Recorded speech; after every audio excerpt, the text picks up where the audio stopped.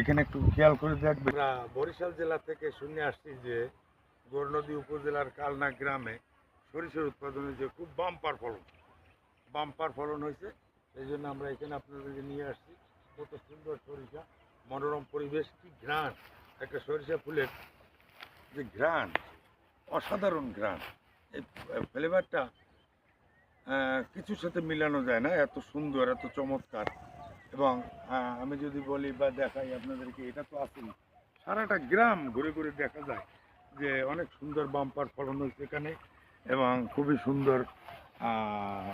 ভালো হয়েছে গ্রামটা, লোকজন ভালো। অনেক জায়গায় অনেকই হয়েছে, অনেক সরিষা এখানে।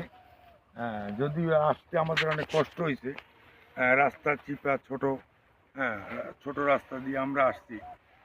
যাই হোক, এটা আমরা অনেক কষ্ট করে আসছি এটা দেখার জন্য। তো আপনারা